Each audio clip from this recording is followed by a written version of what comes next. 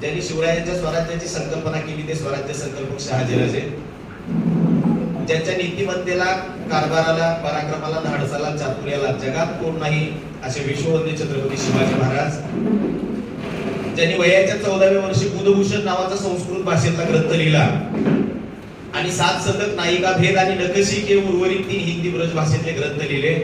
एका हातात तलवार आणि दुसऱ्या हातात लेखणी घेऊन छत्रपती शिवरायांनी स्थापन केलेल्या स्वराज्याचं सतत 9 वर्ष 5-5 शत्रूंपासून रक्षण आणि संवर्धन केलं ते स्वराज्य रक्षक छत्रपती संभाजी महाराज. 1 जानेवारी 1848 ला देशातली मुलींची पहिली शाळा ज्यांनी सुरू केली आणि छत्रपती शिवाजी राजांच्या जीवनावरचा 908 ओळीचा आधुनिक काळातला पहिला पोवाडा लिहिला.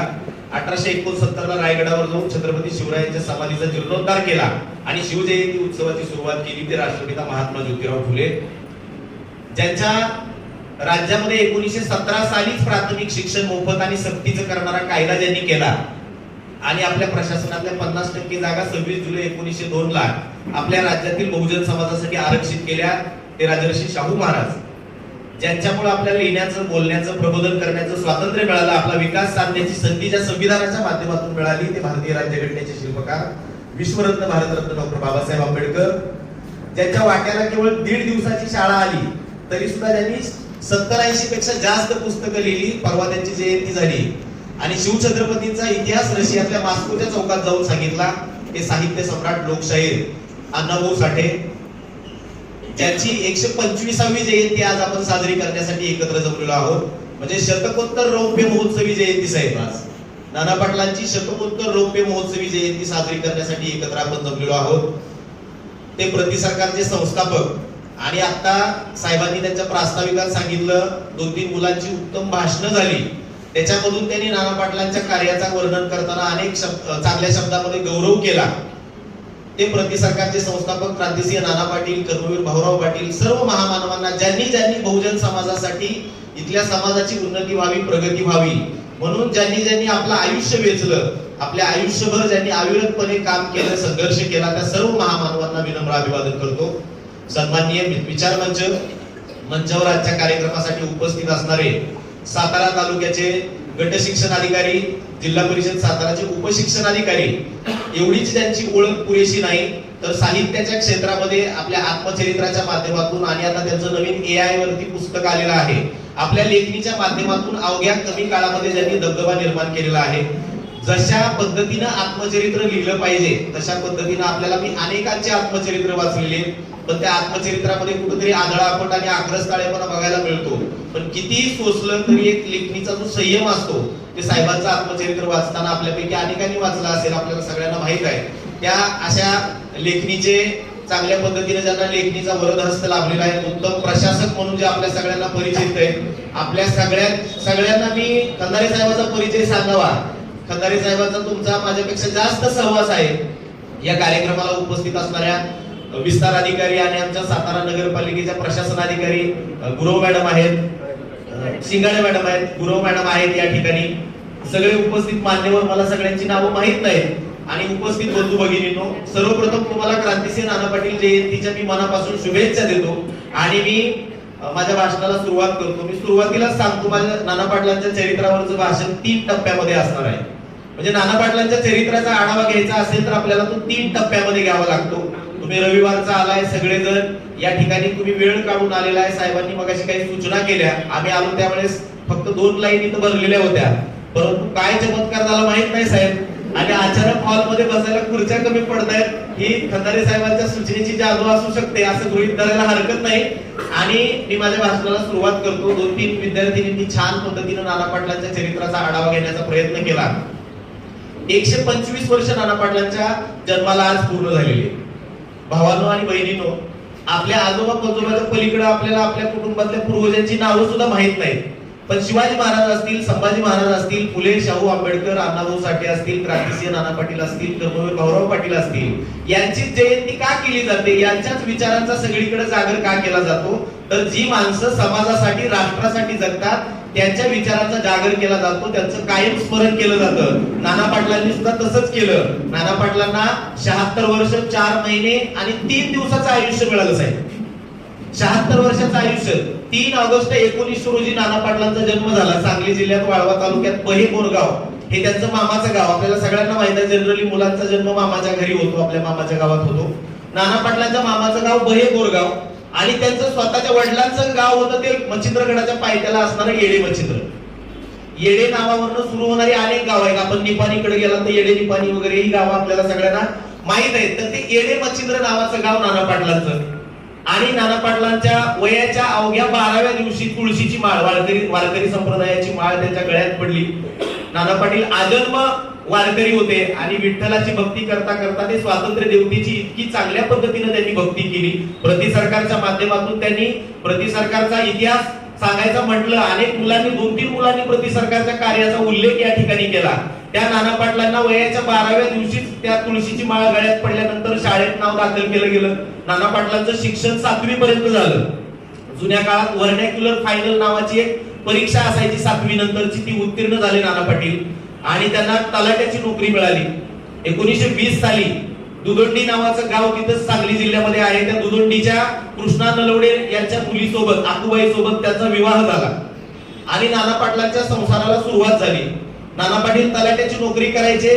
हा इथून पुढचा त्यांचा शासकीय नोकरीचा भाग सुरू झाला. त्याच्या अगोदर नाना पाटलांनी सत्यशोधक समाजाच्या विचारानं प्रभावित होऊन समाजामध्ये खूप मोठं काम केलेलं आहे. महात्मा फुलेंच्या विचाराचा खूप मोठा प्रभाव नाना पाटलांच्या चरित्रात म्हणजे आपल्याला वाचायला मिळतो. त्यांच्या जीवनावरती महात्मा फुलेंचा खूप मोठा प्रभाव होता त्यांच्या विचाराचा.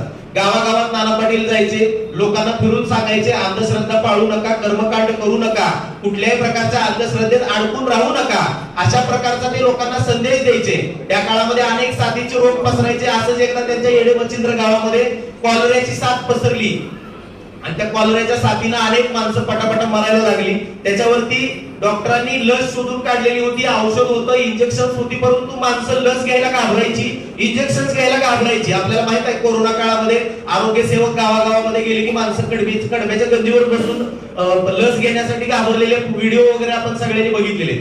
आणि नाना पाटलांचं कोणच ऐकत नव्हतं. देवीच्या रोगाची कॉलऱ्याची साथ पसरली की माणसं अजिबात ऐकायचे नाहीत. आणि मग त्यांची श्रद्धा अशी होती की गावात एक मर्याईचा गाडा सुताराकडनं लाकडाचा तयार केला जायचा असायचा आणि तो मर्याईचा गाडा वाजत गाजत गावाच्या हद्दीच्या बाहेर दुसऱ्या गावाच्या हद्दीत नेऊन सोडला की आपल्या गावातली ती साथीच्या रोगाची साथ दुसऱ्या गावात निघून जाते आणि आपलं रक्षण होतं, अशी त्यांची अंधश्रद्धा होती. नाना पाटलांनी सांगितलं, अरे बाबांनो, लस टोचून घ्या. अजिबात कोण तयार नाही लस टोचून घ्यायला. आणि त्या दिवशी मर्याईचा गाडा तयार करायचं काम सुरू झालं. मर्याईचा गाडा, त्यात मर्याई बसवली, सुतारानं सगळं काम चोख केलं आणि वाजत गाजत मर्याईचा गाडा गावाबाहेर सोडायचा दिवस उजाडला. सकाळ सकाळ मर्याईचा गाडा गावात सोडायचा, गावाच्या बाहेर दुसऱ्या हद्दीत नेऊन सोडायचा आणि आता मर्याईचा गाडा निघणार. आणि त्या गावातल्या लोकांची श्रद्धा अशी की गावात कशाचंही चाक फिरलं नाही पाहिजे त्या दिवशी. म्हणजे मोठेचं चाक फिरायचं नाही, तुम्हाला जे काही वर्तुळाकार असेल ते फिरवायचं नाही. नाना पाटलांनी सांगितलं, मग आपल्या गावाच्या शेजारनं आपल्या इथून रेल्वे जाते, त्या रेल्वेचं चाक फिरतंयच की. ह्याच्यावर गावकऱ्याकडे काहीच उत्तर नसायचं.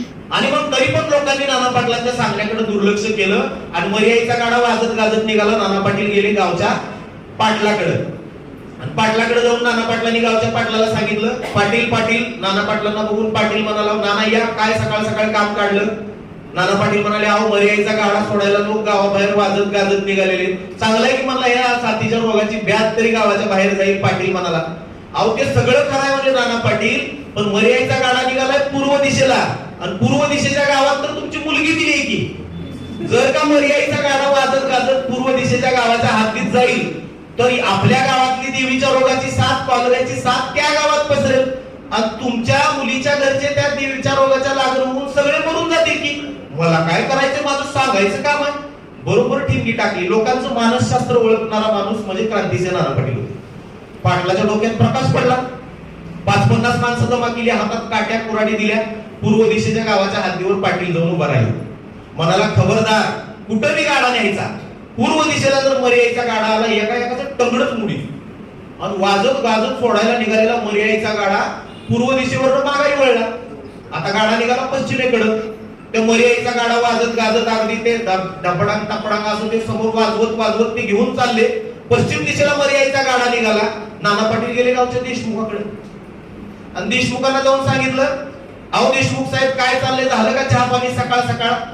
नाना पाटलांना देशमुख म्हणाला, या नाना चहा घेताय का? चहा मरू द्या म्हणले, इथं अनर्थ होईल. काय झालं? मर्यादेचा गाडा निघाला की गावात वाजत गाजत? हो येतंय काय काय म्हणले. अहो नुसतं ऐकून काय करताय? गाडा पूर्व दिशेला निघाला होता, पाटलाचे पाहुणे पूर्व दिशेच्या गावात आहेत, पाटलानं गाडा अडवला. आता गाडा निघालाय पश्चिम दिशेला. पण पश्चिमेकडच्या गावातली तर तुमची सून आहे की. मला काय करायचं? माझं सांगायचं काम आहे. जे सांगायचं होतं ते बरोबर सांगितलं. देशमुखानं 5-50 माणसं जमा केली, हातात काट्या कुऱ्हाडी दिल्या आणि पश्चिम दिशेच्या गावाच्या सीमेवर जाऊन हा देशमुख उभा राहिला. देशमुख म्हणाला, खबरदार कुठंही गाडा न्यायचा. पश्चिम दिशेच्या गावच्या हद्दीत जर गाडा आला, एकाचं डोसकच मारेल. पश्चिम दिशेच्या तिथपर्यंत मर्यादेचा गाडा आलेला, पुन्हा वाजत गाजत आलेला गाडा माघारी. आता गाडा निघाला दक्षिण दिशेला. दक्षिण दिशेला मर्यादेचा गाडा निघाल्याची बातमी नाना पाटलांना कळली. नाना पाटील गेले गावच्या सावकाराकडे. सावकार म्हणजे गावातली मातब्बर असावी. सावकाराकडे नाना पाटील जाऊन म्हणाले, पूर्वेला गाडा चालला होता, पाटलांना अडवलं, त्याचे नातेवाईक आहेत. पश्चिमेला गाडा चालला होता, देशमुखांना अडवलं, त्याचे नातेवाईक आहेत. आता मर्यादेचा गाडा निघाला दक्षिण दिशेला, पण दक्षिणेकडच्या गावात तर तुमची सासरवाडी आहे की. जर का मर्यादेचा गाडा दक्षिण दिशेच्या गावात जाईल तर तुमच्या सासरवाडीतल्या सगळ्यांनाच देवीच्या रोगाची लागण होईल आणि सगळेच मरून जातील की. मला काय करायचंय? माझं सांगायचं काम आहे. बरोबर नाना पाटलांनी त्या सावकाराला पेटवलं. सावकार गेला, तिथं काट्या कुऱ्हाडी देऊन माणसं उभी केली आणि तिथं गाडा त्याला अडवला. गावच्या इनामदाराला जाऊन सांगितलं गाडा उत्तर दिशेला चालला होता. तिथं इनामदाराने गाडा अडवला आणि चारही दिशांना 4 गावातल्या मातब्बर असानी जाऊन उभ्या राहिल्या. मर्यादेचा गाडा गावातच चावडीत अडकून पडला. पुढे कित्येक दिवस झाले, पावसाळा आला तरी पावसाळ्यात तो मर्यादेचा गाडा चावडीत तिथंच बुजून गेला. पण गाडा गावाच्या हद्दीच्या बाहेर जाऊ शकला नाही. मग नाना पाटलांनी लोकांना एकत्र केलं. सगळ्यांच्या अगोदर स्वतःला लस टोचून घेतली आणि 2-4 दिवस झाले नाना पाटलांना काहीच झालं नाही. मग माणसं म्हणले, हा ठीक आहे, काय होत नाही, घ्या लस टोचून. अशा पद्धतीनं लोकांचं प्रबोधन करण्याचं काम सुरुवातीच्या काळात नाना पाटलांनी केलं. नाना पाटील म्हणलं की आपल्या डोळ्यासमोर प्रति सरकार आणि त्यांची कामगिरी येते, पण लोकांना अंधश्रद्धेतून बाहेर काढण्याचं अत्यंत मोलाचं काम नाना पाटलांनी केलं. जे भारतीय संविधान कलम क्रमांक 51 क नुसार आपल्याला 11 मूलभूत कर्तव्य दिलेले पाठ्यपुस्तकात छापलेले आहेत. आपल्या सगळ्यांना माहिती आहे. त्यातल्या 8व्या नंबरचं मूलभूत कर्तव्य आहे वैज्ञानिक दृष्टिकोन जोपासणं आणि इथल्या नागरिकांच्या मध्ये वैज्ञानिक दृष्टिकोनाची रुजवणूक होईल अशा पद्धतीचं वर्तन प्रत्येक भारतीय नागरिकानं करणं. अशा पद्धतीचा तो संदेश नाना पाटलांनी आपल्या वर्तनातून दिलेला आहे. नाना पाटलांच्या येडे मच्छिंद्र गावाच्या शेजारी जवळ एक अंकलखोप नावाचं गाव आहे, आजही आहे. आणि त्या काळात तो अंकलखोपचा मसोबा फार प्रसिद्ध होता. अंकलखोपचा मसोबा त्या काळात त्याची इतकी ख्याती होती की तो भक्ताच्या नवसाला पावतो आणि नवस फेडला नाही, त्याची काय आगळीक केली, त्याची काय खोडी काढली तर तो प्रचंड कोपतो, अशी त्या मसोबाची ख्याती होती. लांब लांब लोक नवस बोलायला, तो नवस फेडायला त्या अंकलखोपला यायची. आणि नाना पाटील एकदा म्हणले, जाऊया बघूया तरी मसोबाचं काय नक्की प्रकार आहे. सकाळ सकाळ एका दिवशी नाना पाटील अंकलखोपला निघाले. अंकलखोपला गेले. मसोबा गरीबाचाच देव. गावाच्या बाहेर एका झाडाखाली एक ओटा बांधलेला, त्या ओट्यावर आपलं शेंदूर लावून मसोबाची पूजा तिथला पुजारी करत होता. पुजाऱ्याची पूजा होईपर्यंत नाना पाटलांनी वाट पाहिली. पुजाऱ्याची पूजा झाल्यावर नाना पाटील त्या पुजाऱ्याला म्हणाले, मसोबा लय कोपिष्ट आहे म्हण, नवसाला पण पावतो म्हण. पुजारी म्हणाला, म्हणजे पावतोच मसोबा नवसाला भक्तांच्या, आणि त्याची जर कुडी काय काढली, आगळीक केली तर तो लगेच उलट्या जुलाब चालू करतो. जादाची माहिती पुजाऱ्यानं नाना पाटलाला दिली. नाना पाटलांनी पुजारी जायची वाट पाहिली. पुजारी निघून गेला. गावाच्या बाहेरच मसोबा होता, त्यामुळे तिथं कोण माणूस नव्हता. नाना पाटलांनी पुजारी गेल्यानंतर इकडे बघितलं. कुण्यातरी भक्तानं त्या मसोबाला चांदीचे 2 डोळे वाहिले होते. ते चांदीचे डोळे नाना पाटलांनी काढले, खिशात घातले आणि गेले निघून आपल्या येडे मच्छिंद्र गावाला. नाना पाटलांना वाटलं जरा पोटा पण साफ होईल, उलट्या जुलाब झाला तर बरं होईल, असाच विचार करून नाना पाटील गेलेले होते. आज म्हणले दुपारपर्यंत नक्की पोटा साफ आहे, दुपारी उलट्या जुलाब नक्की चालू होणार. पण दुपारपर्यंत सगळं नॉर्मल. संध्याकाळ झाली, दुसरा दिवस उजाडला, 2 दिवस झाले, 4 दिवस झाले, काय नाही, एकदम डेली रुटीन व्यवस्थित. नाना पाटलांनी विचार केला, जरा भक्त लईच आहेत मसोबाचे, जरा भक्तांच्याकडे जास्त वेळ जात असेल मसोबाकडे, आपल्याला बघायला वेळ नाही, नक्की 8-15 दिवसात आपल्याला उलट्या जुलाब होणार. 15 दिवस झाले, महिना झाला, 2 महिने झाले. 2 महिन्यानं नाना पाटील पुन्हा सकाळ सकाळ अंकलखोपला निघाले. अंकलखोपला गेले, सकाळी पोहोचले. नेहमीसारखं त्यावेळेस पण गुरु पूजा करत होता तो पुजारी तिथला. पुजारी पूजा करत होता. त्याची पूजा झाल्यावर नाना पाटलांनी त्याला प्रश्न विचारला, काय हो म्हणले, मसोबा तर लय कुपिष्ट आहे म्हणला तुम्ही. पुजारी म्हणला, हायच. अहो मग म्हणले, मी त्याची कुडी काढली, माझ्यावर कसा कोपला नाही. पुजारी म्हणला, काय केलंय तुम्ही. अहो म्हणले, 2 महिन्यापूर्वी तुमच्या मसोबाचे चांदीचे डोळेच काढून नेलेत की मी. पुजाऱ्याने जरा विचार केला, म्हणला, हा मग बरोबर आहे की. तुम्ही त्याचे डोळेच काढून नेले म्हणल्यावर तुम्ही कोणत्या दिशेला गेला हे त्याला कसं कळणार?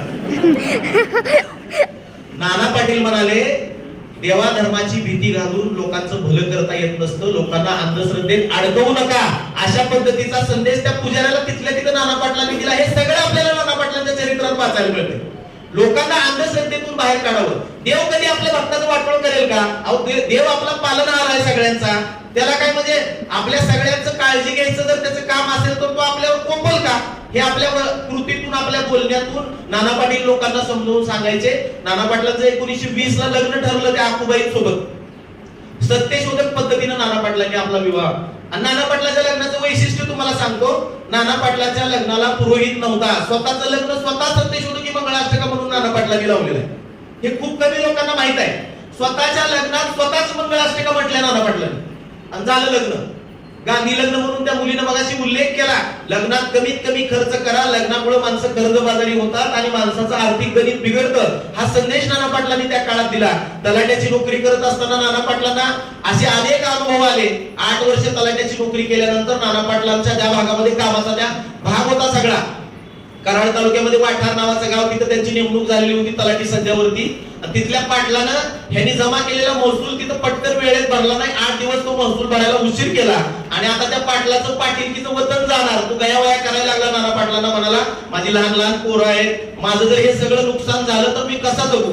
आणि त्याचा आळ नाना पाटलांनी स्वतःवर घेतला. आणि नाना पाटलांनी तो आळ स्वतःवर घेतल्यावर इकडे साताऱ्याच्या कलेक्टरकडे चौकशी लागली.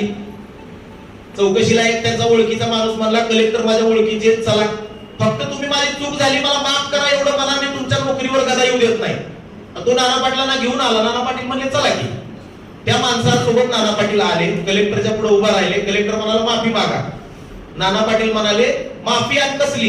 ही नोकरीच नको मला देशाच्या स्वातंत्र्य चळवळीत काम करायचं. तिथल्या तिथं राजीनामा देऊन टाकला आणि भारताच्या स्वातंत्र्य चळवळीमध्ये नाना पाटील सहभागी झाले. मगाशी त्या मुलीने बोलता बोलता उल्लेख केला, 1932 ते 1942 10 वर्षाच्या काळात नाना पाटलांना 8 वेळा तुरुंगात जावं लागलं. 8 वेळा नाना पाटील तुरुंगात गेले. आणि मग 1942 ला नाना पाटलांनी ठरवलं, आता ब्रिटिशांच्या ताब्यात सापडायचं नाही, आता भूमिगत राहून इथून पुढचा लढा लढायचा. ज्या काळात सोनं 44 रुपये तोळा होतं, त्या काळात इंग्रज सरकारनं नाना पाटलांच्यावर 10,000पेक्षा जास्त इनाम ठेवला होता. नाना पाटलांची माहिती देऊ सांगेल त्याच्यासाठी. किती तोळे सोनं आलं असतं आता तुम्ही करा हिशोब. सगळे आता शिक्षण क्षेत्रातली माणसं आहे. 44 रुपये तोळा सोन्याचा दर तुम्ही गुगल करा. 1942 ला सोन्याचा दर काय होता? 44 रुपये तोळा सोनं मिळत ठेवला होता. म्हणजे नाना पाटलांचं उपद्रव मूल्य किती असेल? नाना पाटलांना पकडण्यासाठी ब्रिटिश पोलीस जंग पछाडत होते.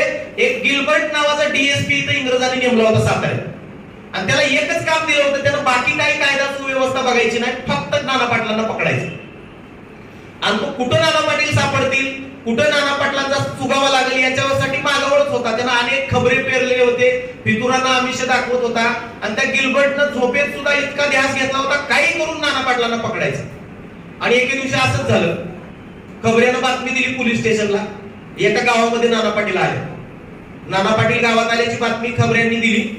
त्यावेळेस नाना पाटील गावातनं फिरत होते आणि गावातनं सुरुवातीचा काळ आहे हा की गुप्तपणे फिरायची नाना पाटलांना त्यावेळेस परवानगी होती. एका गावाच्या चावडीवर झाडाखाली न्हावी बसला होता आणि त्या न्हाव्याकडे नाना पाटील गेले. जरा असं दाढीवरनं हात फिरवला, जरा दाढी वाढले, दाढी करून घेऊन न्हाव्याला जाऊन विचारलं, दाढी करतो का? तो म्हणला बसा की करतो, दाढीच कराय बसलोय. आताच्या सारखे काय एसी सलून होते का त्या काळात? जेट सलून वगैरे असला प्रकार नव्हता. आपल्याला सगळ्यांना माहित आहे, गावगाड्यातला न्हावी बिचारा गिरायकाच्या हातातच आरसा द्यायचा, साबणाचा फेस करायचा, तोंडाला लावायचा आणि वस्त्र्याला ब्लेड पण नसायचा, त्या असा घासायचा वस्त्र असायचा, धार लावायचा. तो त्यानं नाना पाटलाच्या हातात आरसा दिला, नाना पाटलाचा साबणाचा फेस करून गाडीला लावला आणि आपला वस्त्र घासायला लागला. तो नाना पाटील आरशात आपला चेहरा बघत होते. बघा माणसाचं लक्ष कसं असलं पाहिजे.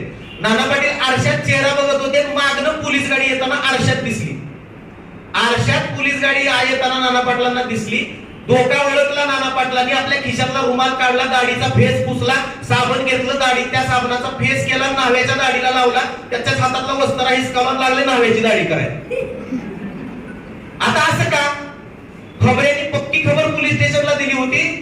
पोलीस म्हणाले आम्ही कसं ओळखणार नाना पाटील, आम्ही बघितलंच नाही कधी. ते म्हणले जावा, काळजी करू नका, आमच्या गावाच्या चावडीत एक मोठं झाड आहे, झाडाखाली नाना पाटील दाढी करून घेतोय, ज्याच्या दाढीला फेस तो नाना पाटील. खबऱ्यानं बातमी दिली होती ज्याच्या दाढीला फेस ठेवून नाना पाटील. नाना पाटलांचं प्रसंग अवधान किती महत्वाचं आहे बघा या प्रकरणामध्ये.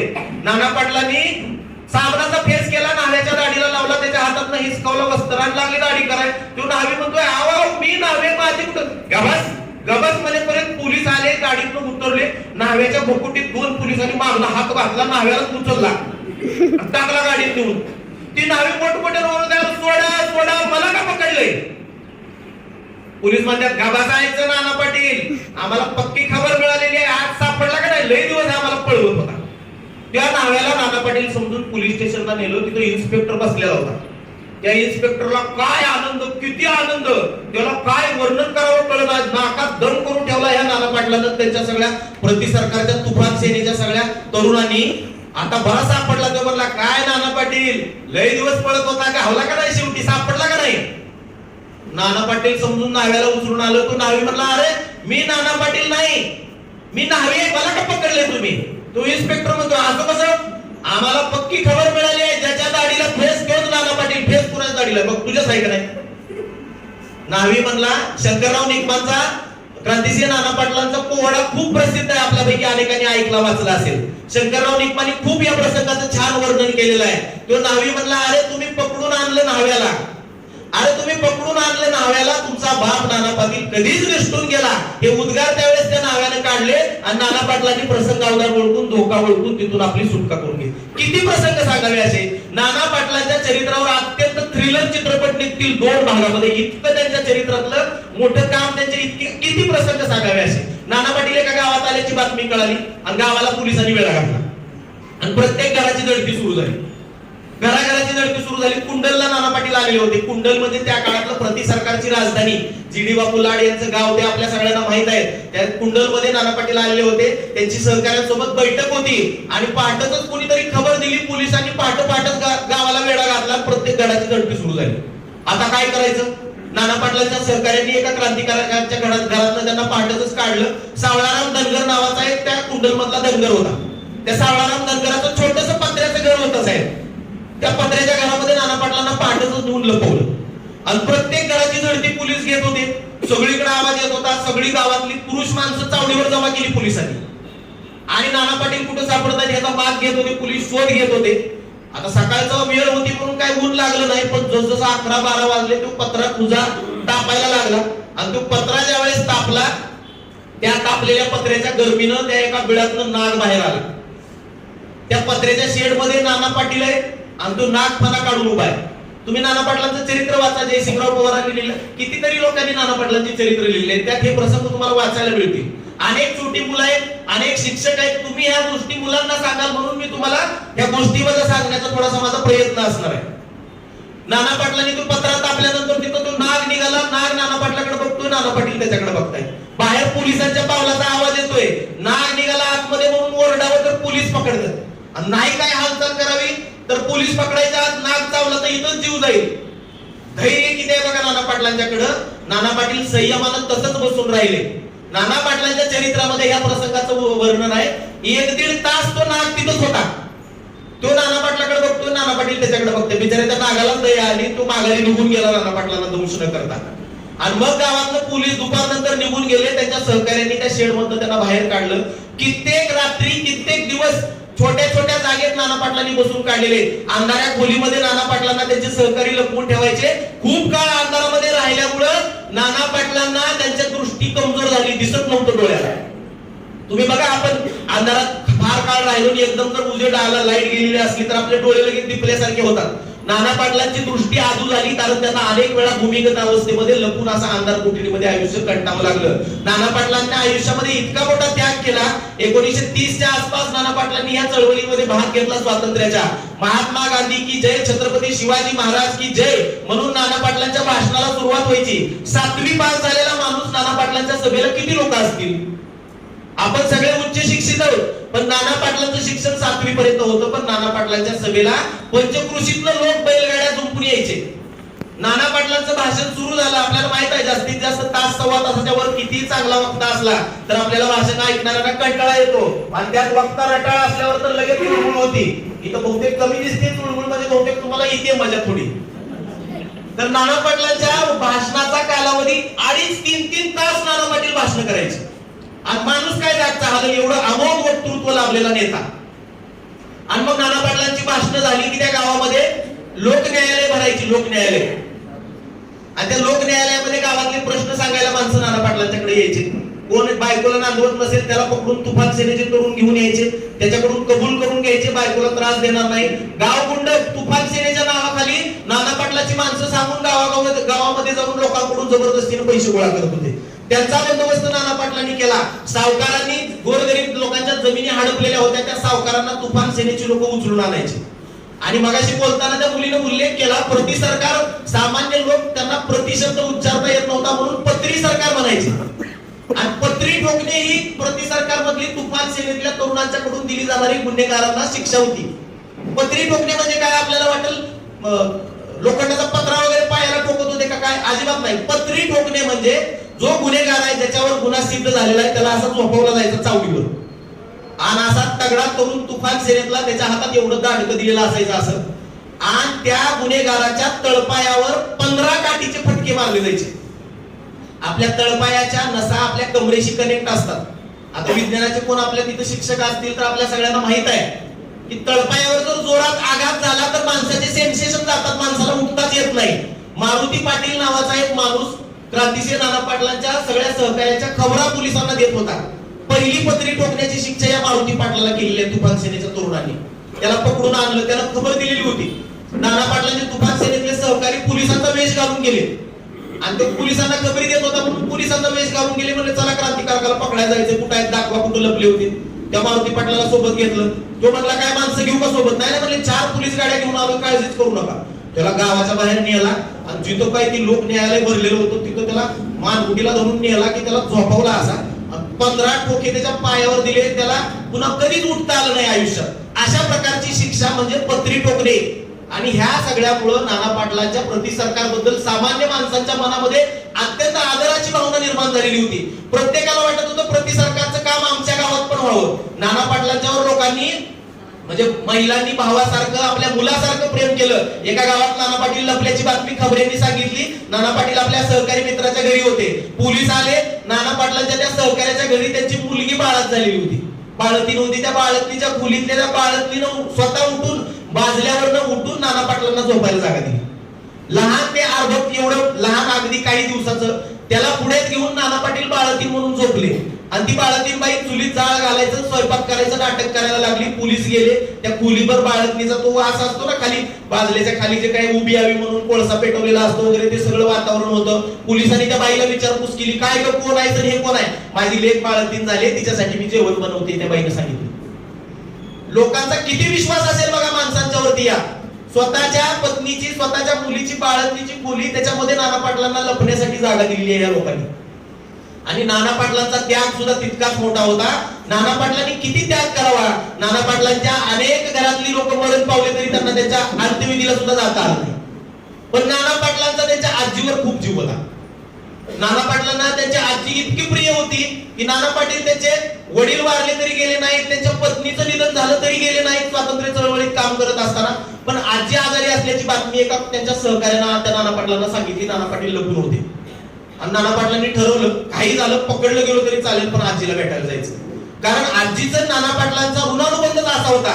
ज्यावेळेस 1920 ला नाना पाटलांचं लग्न झालं त्यावेळेस त्यांची पत्नी निरक्षर होती. मगाशी त्या मुलीने सांगितलं आकुबाईंना लिहिता वाचता येत नव्हतं. नाना पाटलांचं नाव आपण का घेतो तर समाज सुधारण्याची सुरुवात स्वतःच्या घरापासून केली पाहिजे. नाना पाटलांनी सांगितलं उद्या जर तुझ्यासाठी पाटी पेन्सिल घेऊन येतो, उद्यापासून शिक्षणाला तयार राहायचं. आणि हे ऐकलं आजीनं. आजी जुन्या रूढीमतवादी विचारायची होती. आजी म्हणाली काय म्हणालास, असली थेर माझ्या घरात चालणार नाही, पुरीला स्वयंपाकाला बस झाला, शिक्षण असलं इथं चालणार नाही. नाना पाटील म्हणाले जोपर्यंत ती शिकणार नाही तोपर्यंत मी तिच्यासोबत पत्नी म्हणून व्यवहार करणार नाही आणि तुझ्याशी मी बोलणार नाही. आजी म्हणाली जा आलास मोठा शहाणा, कसा बोलत नाहीस बघू. 4 दिवस झाले नाना पाटलांनी बोलणं बंद केलं. यायचं, वाढलेल्या ताटावर बसायचं, जेवण करायचं आणि गुपचूप उठून जायचं. 8 दिवस झाले, 15 दिवस झाले, महिना झाला, 2 महिने, 3 महिने, 4 महिने झाले. आजीनं ओळखलं आपलाच नातू आहे, आपल्यासारखाच हट्टी असणार.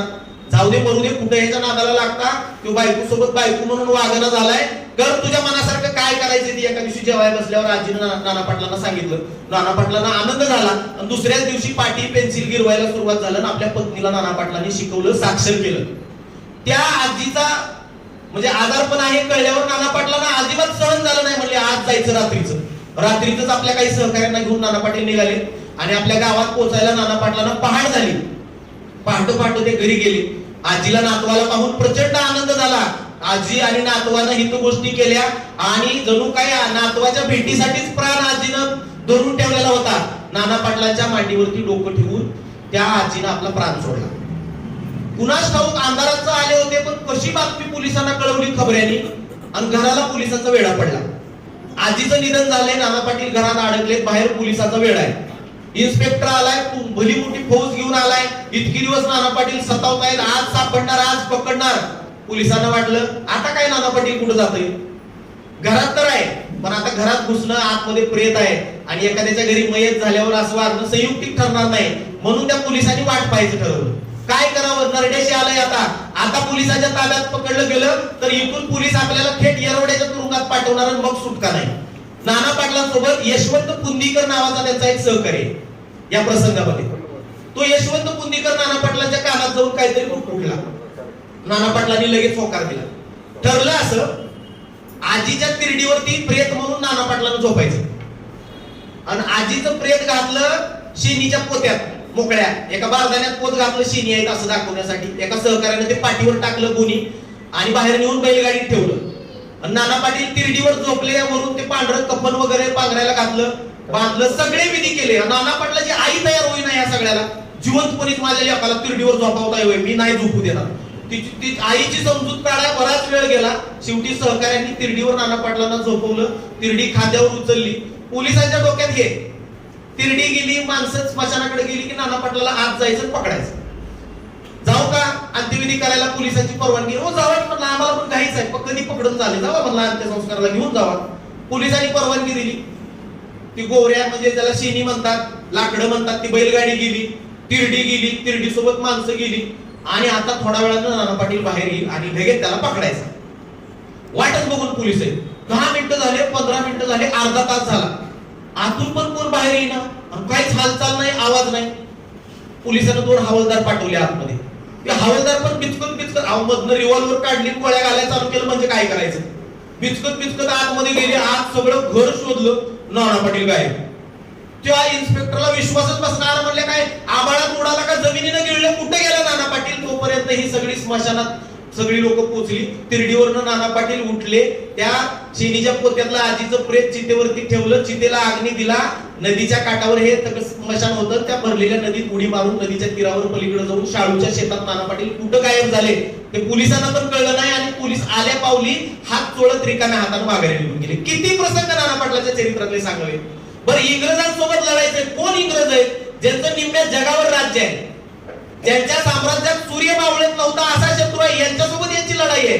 आणि नाना पाटलांच्या प्रति सरकारचा डंका इंग्लंडच्या पार्लमेंट पर्यंत पोहोचलेला होता. इंग्लंडच्या पार्लमेंट मध्ये एका खासदाराने तिथल्या प्रधानमंत्र्याला विचारलं, विन्स्टन चर्चिलला त्यानं विचारलं, साताऱ्यात सत्ता नेमकी कुणाची, आपल्या इंग्रजांची आहे का क्रांतिसिंह नाना पाटलाच्या प्रति सरकारची? अशा पद्धतीचा प्रश्न त्या खासदारानं पार्लमेंट मध्ये विचारला. तिथं किती मोठं कार्यकर्तृत्व आहे. म्हणजे स्वातंत्र्य मिळायच्या अगोदर सातारा जिल्ह्याला स्वातंत्र्य मिळवून देण्याचं काम नाना पाटलांनी केलं. आणि या एवढ्या मोठ्या शत्रू सोबत लढायचं म्हणजे शस्त्र लागतात. हो, ब्रिटिशांच्याकडे सगळी फौज आहे, ब्रिटिशांच्याकडे प्रचंड शस्त्रसाठा आहे, दारुगोळा आहे. यांच्यासोबत लढायचं तर शस्त्र लागतात आणि शस्त्र घ्यायची तर पैसे लागतात. काही अंडी टोमॅटो फेकून लढाई होणार होती का? शस्त्र पाहिजे तर त्यासाठी पैसा पाहिजे. पैसा आणायचा कुठून? हे सगळे सामान्य कुटुंबातले. आणि त्यांनी ठरवलं, इथं आपल्याला मसूर नावाचं रेल्वे स्टेशन लागतं बघा, कराडला जाताना डाव्या बाजूला. मसूर गाव तुम्हाला सगळ्यांना माहित असेल. तिथं शेनोली स्टेशन म्हणून एक रेल्वे स्टेशन आहे. बिजूद आणि शेनोली स्टेशनच्या मध्ये नाना पाटलांच्या सहकार्यांनी ठरवलं, इंग्रजांची एक रेल्वे, पे ट्रेन ज्याला म्हटलं जायचं, सरकारी कर्मचाऱ्यांचा पगार वाटत ती रेल्वे यायची अशी पुण्याला. ती पे ट्रेन लुटायची. साहेब वेळेचं म्हणजे मला ट्रेन लुटायची ठरलं. आणि सहकार्यांनी त्या रेल्वेच्या ट्रॅक वरती दगडाचा मोठा खिळा रचला, असा अडथळा निर्माण केला. सहकारी तयारच होते. ती रेल्वे आली, त्या दगडाच्या खिळ्याला धडकली, तो इंजिन त्या रुळावरनं घसरलं, पटापटा हे आतमध्ये चढले.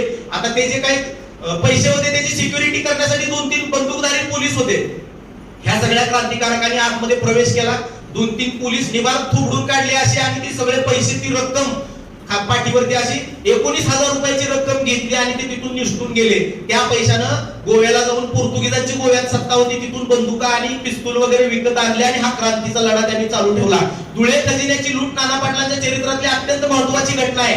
धुळ्याला तिथं 5,50,845 रुपये खजाना घेऊन जाणारी एक मोटार गाडी जाणार होती. ह्याची बातमी क्रांतिकारकांना लागली होती, कारण खानदेशातले उत्तमराव पाटील हे नाना पाटलांचे सहकारी होते. आणि त्यांना समजलं की इथून ही एक गाडी अशी जाते, त्याच्यात 5,50,000 रुपये, 5.5 लाखाच्या जवळपास पैसे आहेत, त्याच्यात रुपये आहेत.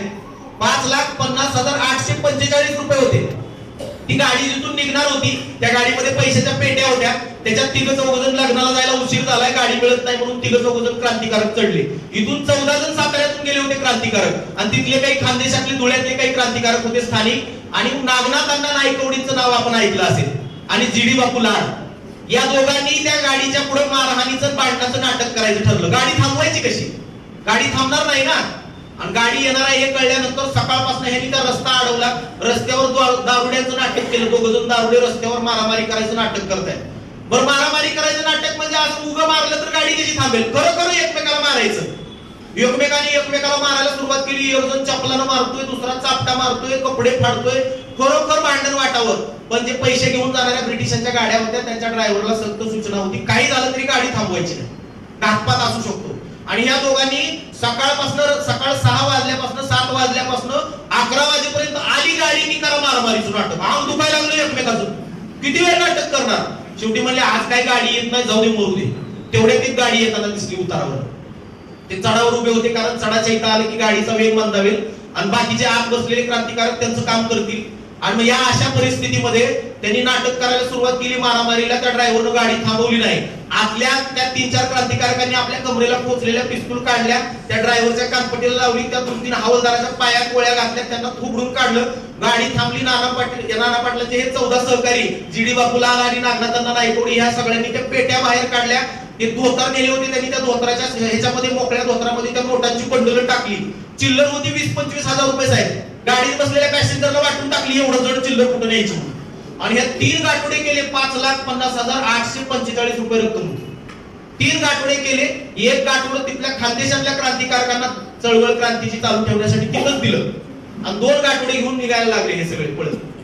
कुणीतरी गाडी थांबवली आहे आणि काहीतरी गोंधळ चाललाय. एका बारक्या पोरानं तिथल्या गावात जाऊन सांगितलं. गावकऱ्याच्या लक्षात आलं काहीतरी घातपात आहे, आणि त्यांनी जवळच्या पोलीस स्टेशनला सांगितलं. पोलिसांना कळलं बहुतेक मोठं काहीतरी झालंय. पोलीस सगळे फौजफाटा घेऊन आले. या क्रांतिकारकाचा पाठलाग सुरू झाला. याच्यामध्ये दिवस मावळायला आला, आणि क्रांतिकारकांचा एका बाजूने गोळीबार सुरू झाला, पोलिसांचा एका बाजूने गोळीबार सुरू झाला. पोलिसांनी मारलेली एक गोळी जीडी बापूंच्या इथं पेंट्रीमध्ये लागली आणि नागनाथांना नायकवडींच्या खांद्यात लागली. तरी पायाच्या वेदना तशाच घेऊन हे सगळे पैशाचे गाठोडे घेऊन क्रांतिकारक पळत आले. एका ओढ्यात लपले. त्या ओढ्यामध्ये एका ठिकाणी दगडाच्या आड हे पैसे त्यांनी लपवून ठेवले. तिथल्या एका माणसाकडून जेवण घेतलं रात्रीचं, आणि तिथून दुसऱ्या दिवशी एका सहकारी खानदेशातल्या सहकार्याच्या मामाचं गाव होतं, तिथं जाऊन त्यांनी एक गाडी 800 रुपये देऊन भाड्याने केली. त्या गाडीत ते पैसे घालून हे लपत छपत रात्रीचं अनेक दिवसाचा प्रवास करून तो पैसा त्यांनी इकडे सातारा जिल्ह्यात आणला, आणि इंग्रजांच्याच पैशातनं शस्त्रास्त्र खरेदी करून त्यांच्याच पैशाच्या गोळ्या त्यांनाच घातल्या. अशा पद्धतीचं मोठं काम क्रांतिकारकांनी सातारा जिल्ह्यामध्ये केलं.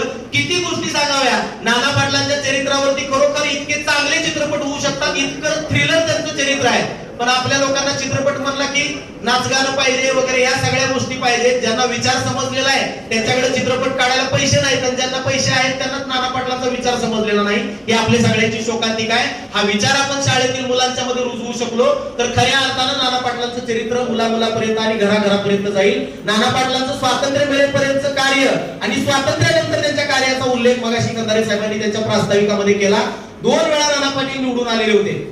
1957 ला आपल्या साताऱ्यातनं लोकसभेवर प्रचंड बहुमतानं नाना पाटील निवडून गेले. त्या मुलीनं मगाशी बोलता बोलता सांगितलं, संसदेमध्ये मराठीतून भाषण करणारा पहिला खासदार म्हणून नाना पाटलांचीच नोंद आहे. दिल्लीला अधिवेशन काळामध्ये दिल्लीची थंडी नाना पाटलांना सहन व्हायची नाही. नाना पाटलांनी आपल्या सहकाऱ्यांना पत्र पाठवलं, आपल्याला वाचायला उपलब्ध आहे. काय पत्र पाठवलं नाना पाटलांनी? दिल्लीची थंडी सहन होईना, 2 गोधड्या माझ्याकडे तिकडे पाठवून द्या. आताच्या मी सध्याच्या राजकारणावर अजिबात भाष्य करणार नाही, पण नाना पाटलांचा त्याग किती मोठा आहे हे आपल्या सगळ्यांना माहित आहे. 1957 ला साताऱ्यातून निवडून आले, 1967 ला बीड मधून नाना पाटील खासदार म्हणून निवडून आले.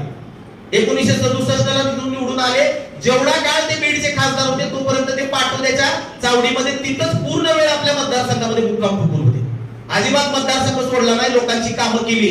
आणि ज्या वेळेस नाना पाटलांचं काम स्वातंत्र्य मिळाल्यानंतरचं काम आपण ज्यावेळेस बघतो, नाना पाटलांनी महाराष्ट्र राज्याच्या निर्मितीमध्ये मोलाचं योगदान दिलेलं आहे. संयुक्त महाराष्ट्राची चळवळ, बेळगाव, कारवार, निपाणी ह्या भागाची मागणी होती. मुंबईसह संयुक्त महाराष्ट्र झाला पाहिजे, याच्यासाठी 106 हुतात्म्यांनी आपल्या प्राणाचं बलिदान केलेलं आहे. आणि याच्यामध्ये एक अग्रणी नाव म्हणजे क्रांतिसिंह नाना पाटील होते, अण्णाभाऊ साठे होते, आत्रे होते. या सगळ्या मंडळींनी त्यावेळेस मोठा लढा उभारला. 1957 ला आपल्या सातारा जिल्ह्यात प्रतापगडावर जो पुतळा आपण सगळ्यांनी बघितलाय. 1957 ला देशाचे प्रधानमंत्री पंडित नेहरूंनी त्या पुतळ्याचं उद्घाटन केलं, अनावरण केलं. त्यावेळेस मुंबई महाराष्ट्राला द्यायची नाही असा काही नेत्यांचा सूर होता केंद्रातल्या. तर नेहरूंना निदर्शनं करण्यासाठी प्रतापगडाला जाणाऱ्या या पाचगणीच्या घाटात रस्त्याच्या दुतर्फा इतकी माणसं जमली होती की नेहरूंची गाडी जाऊ द्यायची नाही. नाना पाटलांनी त्या जमावाला समजवलं, आपल्या इथं आलेल्या माणसांच्या बद्दल आपण घातपात करायचा नाही, कुठलंही आमचूक करायचं नाही. नाना पाटलांच्या एका शब्दाखातर सगळी माणसं शांत झाली. तो नेहरूंचा कार्यक्रम झाला आणि हा महाराष्ट्रातला रोष त्यावेळेस सगळ्यांनी बघितलेला होता. यशवंतराव चव्हाण साहेबांनी केंद्रातल्या नेत्यांना हे सगळं समजून सांगितलं की महाराष्ट्र पेटलाय, आपल्याला मुंबई महाराष्ट्राला द्यावी लागेल. परंतु काही गुजराती लोक आणि काही गुजराती व्यापारी याचा मोठा डाव होता की मुंबई महाराष्ट्राला मिळू द्यायची नाही. मुंबईमध्ये शिवाजी पार्कच्या मैदानावरती एक सभा भरली होती आणि दोन्ही बाजूचे लोक होते की मुंबई महाराष्ट्राला द्यायची म्हणणारे पण महाराष्ट्राच्या बाजूचे नेते होते आणि गुजरातला मिळाली पाहिजे असं म्हणणारे गुजरातची बाजू मांडणारे पण काही लोक होते. नाना पाटील त्या कार्यक्रमाला होते आणि नाना पाटलांच्या अगोदर एका गुजराती व्यापाऱ्यानं मोठ्या तावातावात भाषण केलं. काय भाषण होतं? तो म्हणाला, काय होतं या मुंबईमध्ये? मुंबईत काय नव्हतं, मुंबई बकाल होती. आमचे गुजरात मधले लोक आले, त्या गुजरात मधल्या लोकांनी येऊन इथं उद्योगधंदे सुरू केले म्हणून मुंबईचा विकास झाला, मुंबईला बाळसं आलं, त्यामुळे मुंबईवर हक्क गुजरातचा आहे असं तो व्यापारी त्या आपल्या भाषणामध्ये म्हणाला. त्याच्यानंतर नाना पाटील बोलायला उभे राहिले आणि नाना पाटलांच्या भाषणाची शैली म्हणजे चड्डू टुकून असं भाषणाला नाना पाटील उभे राहणार आणि स्वतःवरच पहिला विनोद करणार. हा येड्याचा रेडा तुमच्यासमोर बोलायला उभा आहे. येड्याचा रेडा, येडे मच्छिंद्र गाव, आणि स्वतःलाच रेडा म्हणून स्वतःवरच ते विनोद करायचे आणि भाषणाला सुरुवात करायचे. कुणीतरी म्हणलं 5 मिनिटं बोला. नाना पाटील म्हणले, आमच्या गावाकडे कासऱ्यानं दिवस मोजतात, ते मिनिटं आपल्याला तसलं काही कळत नाही. आणि नाना पाटलाचं भाषण सुरू झालं. त्या भाषणामध्ये त्या गुजराती व्यापाऱ्याचा धागा पकडून नाना पाटलांनी सांगितलं, आताच माझे गुजराती मित्र म्हणाले की मुंबई बकाल होती, मुंबईत काय नव्हतं, मुंबईमध्ये गुजराती लोकांनी येऊन उद्योगधंदे सुरू केले म्हणून मुंबईचा विकास झाला, मुंबईला बाळसं आलं. त्या माझ्या गुजराती मित्राला मी सांगू इच्छितो, आता जसं आपण ते वुडवर्ड्स ग्राईट वॉटर वगैरे असतं वाटते लहान मुलांना, महिलांना जास्त माहित असेल, तसं नाना पाटलांच्या काळात डोंगरेचं बाळामृत प्रसिद्ध होतं. नाना पाटील आपल्या भाषणात त्या गुजराती व्यापाऱ्याला उत्तर देताना म्हणाले, मी त्या गुजराती व्यापारी मित्राला सांगू इच्छितो, डोंगरेचं बाळामृत पिऊन बाळ गुटगुटीत झालं म्हणून ते बाळ डोंगरे नेत नसतो, ते बाळ आईचंच राहत असतं. त्यामुळे मुंबई मूळची महाराष्ट्राचीच आहे आणि ती महाराष्ट्रालाच मिळाली पाहिजे अशा प्रकारचा उद्गार त्यावेळेस त्या भाषणामध्ये नाना पाटलांनी काढला. आणि नाना पाटलांच्या ह्या वाक्यानं सगळी सभा अक्षरशः लोकांनी टाळ्या शिट्ट्या वाजवून अक्षरशः नाना पाटलांचं भाषण डोक्यावर घेतलं. संयुक्त महाराष्ट्राच्या चळवळीमध्ये सुद्धा नाना पाटलांनी मोठं योगदान दिलेलं आहे. अशा या महान क्रांतिकारकाला 76 वर्ष 4 महिने 3 दिवसाचं आयुष्य मिळालं. शेवटच्या काळात तर त्या मुलीने सांगितलं नाना पाटलांना डायबिटीजची लागण झाली, मधुमेहाची लागण झाली, पायाला जखम झाली म्हणून नाना पाटलांचा एक डॉक्टरांना पाय कापावा लागला. तरी एका पायावर असणाऱ्या नाना पाटलांनी विनोद बुद्धी बघा.